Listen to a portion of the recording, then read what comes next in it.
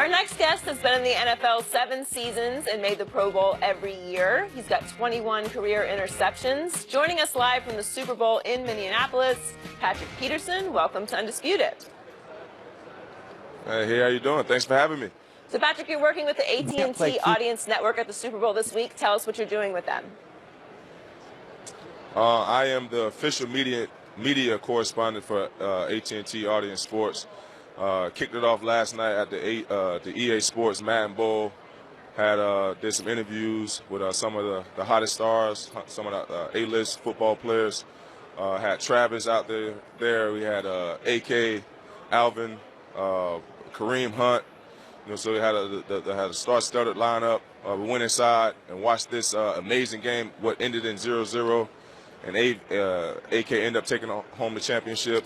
Tomorrow we're going to end up going over to the DirecTV Super Saturday Party where J-Lo will be performing, and take you guys backstage. Red carpet there as well. Be conducting some more interviews. You can follow Audience Sports on Facebook, Twitter, and Instagram to see more hot clips. Patrick, it's Skip. As you know, before your draft, I was a big fan of yours. You went 5th overall, and I said that was a steal. You have played 7 years in the National Football League, and you have made 7 Pro Bowls, and now you're at the Super Bowl, but you're not in the Super Bowl because you guys haven't been great in the postseason. You've made twice to the playoffs, won out of 3 games, and I look at your career, and you need to, for your team and your success, to live up to your Pro Bowl success. So how frustrating is that to you that your team hasn't had great success?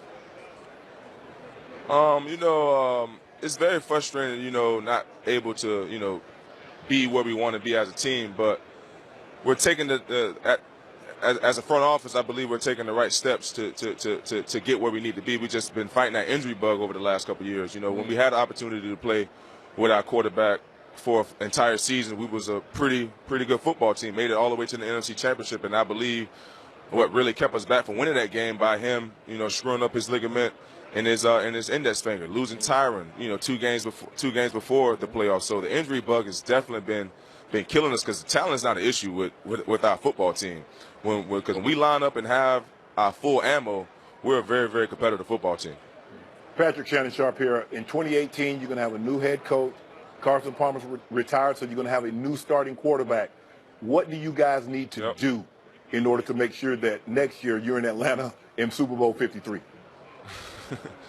Honestly, we have to find a new identity for one, because like you said, we don't have a quarterback right now as we speak. We have a new head coach, but for the most part, we have a defense that we have a lot of pieces on defense that he can work with. His defense of reputation speaks for itself. So and now we have under great leadership, I believe, under McCoy on the offensive side of the ball. All we have to do is now get a quarterback. Hopefully, we can get a big name win here in the free agency process. Kirk, Nick Foles, whoever it may be, draft one and have one grow under a vet. That'll be the ideal for us. But whatever happens, we definitely need to get a quarterback that can sling the rock and keep us in these football games.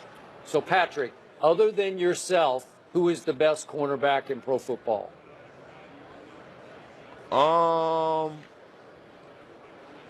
I'll probably have to say Jalen Ramsey gonna be upset. Him. Yeah, I was just about to say. It's a lot of guys that can be up there. Jalen had an awesome year this year. AJ Bouye had an awesome year this year. Xavier Rowe had another good year as well. So those 3 guys, those 4 guys, definitely up there. But I probably have to say Casey right now, because 2 All-Pros in 2 years in a row. I mean, it speaks for itself. So I would probably say, Casey Hayward. So he's playing some good ball. He's a baller, and I love the way he attacks the game. But do you still believe you are number 1 on that list? No doubt about it. I mean, I've been the fewest target cornerback the last 3 years. Quarterbacks obviously stay away from me, so that I don't have opportunities to make plays. That's probably why I don't make All-Pro team, because I don't show up on the stat sheet. So I believe if I had more opportunities to make plays, my play would definitely be spoken more about. Patrick, you've been in Arizona for 7 years, and one of the teammates that's been there with you every step of the way is Larry Fitzgerald. How many more years do you think Larry will play, and can he continue to playing at the level that he's played since he's entered the league? You know, Shannon, Larry have not taken a step back since I've been there. I mean, it seems like he's getting better and better as the year goes, as the years passes. I definitely see him coming back next year because he's playing too well. I mean, he's chasing history. You know, because I know he's looking at the numbers. Obviously, we know he probably will never catch Jerry, but I know that he want to get close as possible because because he's just continuing to put up 100-yard years, 1,000-yard years, continue to get voted into the Pro Bowl. I mean, he just continue to do remarkable things for the community, and it looked like he's getting younger versus older.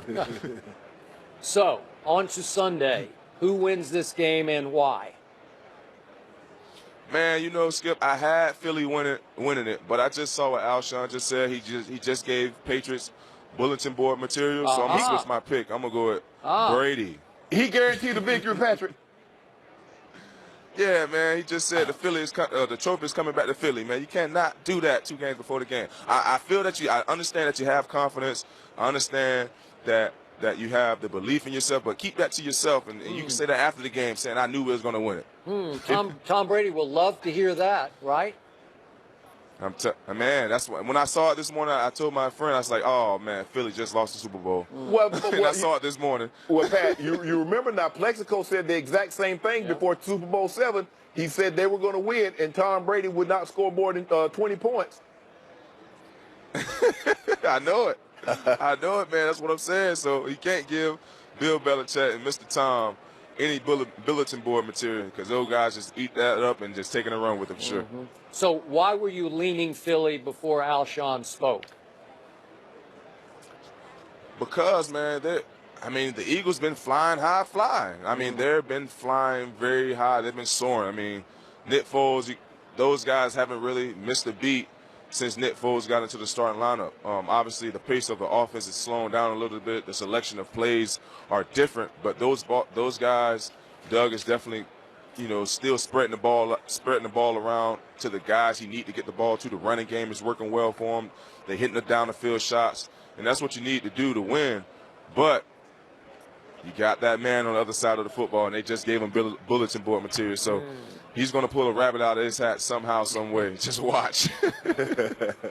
Well, Patrick, enjoy the Super Bowl weekend, and thanks so much for joining us. Thanks for having me, and I am a huge fan of the show, man. You guys keep it going. Thank you, Patrick. We appreciate it very much. One of the greatest quarterbacks of all time, Drew Brees, joins us next.